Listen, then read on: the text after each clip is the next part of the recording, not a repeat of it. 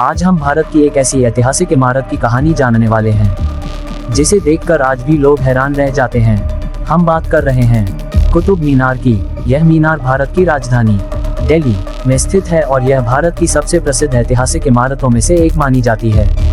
लेकिन सबसे दिलचस्प बात यह है, आज से करीब 800 साल पहले, जब न मशीनें थीं, न क्रेन थी और न ही कोई आधुनिक तकनीक थी, तब आखिर इतनी ऊंची मीनार बनाई कैसे गई?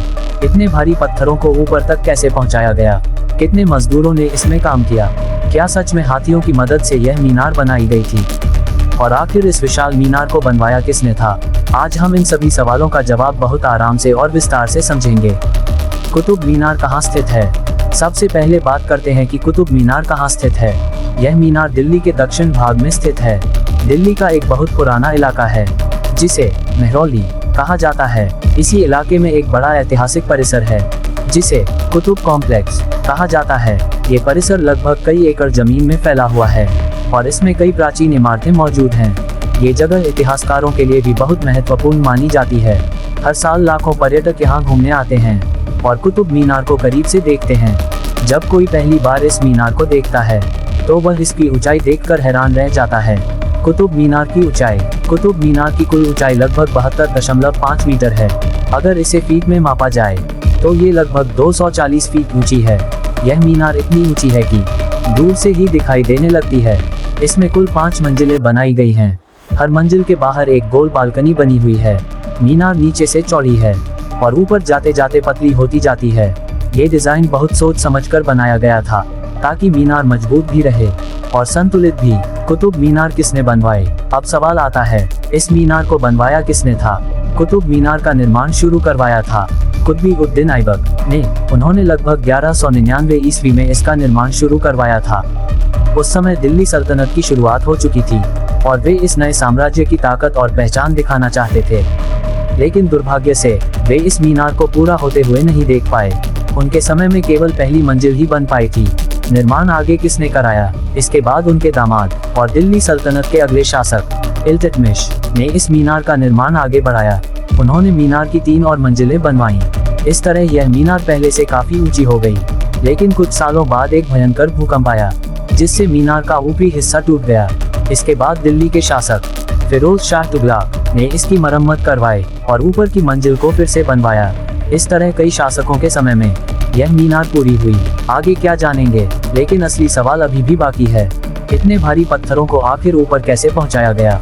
क्या सच में हजारों मजदूरों और हाथियों की मदद ली गई थी? माहौल कल्पना कीजिए, एक बहुत बड़ा निर्माण स्थल। चारों तरफ मजदूर काम कर रहे हैं। कहीं पत्थर काटे जा रहे हैं, कहीं हाथी पत्थरों को खींच कर ला रहे हैं और कहीं कारीगर पत्थरों पर सुंदर नक्काशी कर रहे हैं। हर दिन धीरे धीरे मीनार की ऊंचाई बढ़ती जा रही थी। निर्माण के दौरान आने वाली समस्याएं। इतनी बड़ी इमारत बनाते समय कई तरह की कठिनाइयां भी आती थीं। कभी पत्थर टूट जाते थे, कभी मजदूरों को चोट लग जाती थी और कभी मौसम खराब होने के कारण काम रुक जाता था। इसके अलावा इतनी ऊंचाई पर काम करना भी बहुत खतरनाक था। जरा सी गलती होने पर मजदूर नीचे गिर सकते थे। फिर भी मजदूरों ने अपनी मेहनत से इस मीनार को धीरे धीरे पूरा किया। भूकंप का असर। इतिहास में कई बार भूकंप आए जिससे मीनार का कुछ हिस्सा टूट गया, लेकिन हर बार शासकों ने इसकी मरम्मत करवाई। सबसे प्रसिद्ध मरम्मत दिल्ली के शासक फिरोज शाह तुगलक के समय में हुई थी। उन्होंने मीनार के टूटे हुए हिस्से को फिर से बनवाया। मीनार का महत्व। कुतुब मीनार केवल एक इमारत नहीं थी, यह उस समय की शक्ति और वास्तुकला का प्रतीक भी थी। ये दिखाती थी कि उस समय के शासक कितने शक्तिशाली और समृद्ध थे। इसी कारण यह मीनार धीरे धीरे पूरे क्षेत्र की पहचान बन गई।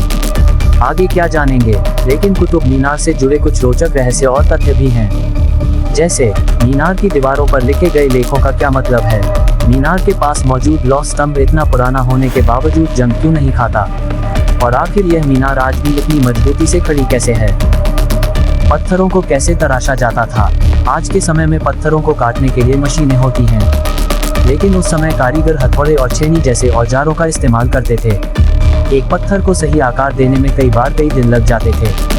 कारीगर पत्थर को धीरे धीरे काटते थे और उसे गोल आकार में ढालते थे ताकि वह मीनार की गोल संरचना में फिट हो सके। यही कारण है कि कुतुब मीनार की दीवारें गोल और बेहद सुंदर दिखाई देती हैं।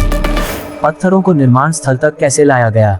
इतने भारी पत्थरों को खदानों से निर्माण स्थल तक लाना भी आसान काम नहीं था। उस समय भारी पत्थरों को लाने के लिए बैलगाड़ियों और हाथियों का इस्तेमाल किया जाता था।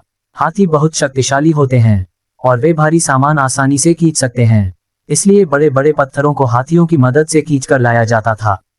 कुछ पत्थरों को बैलगाड़ियों में रखकर भी लाया जाता था। पत्थरों को ऊपर कैसे पहुंचाया गया?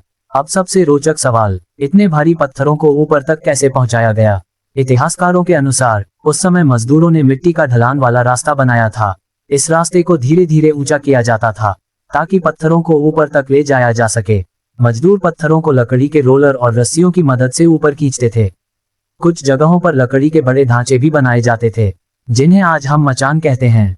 इन मचानों की मदद से मजदूर ऊपर चढ़कर पत्थरों को सही जगह पर रखते थे। पत्थरों को जोड़ने की तकनीक, जब पत्थर ऊपर पहुंच जाते थे तो उन्हें मजबूत तरीके से जोड़ना भी बहुत जरूरी था। उस समय चूना, रेत और मिट्टी का मिश्रण बनाया जाता था।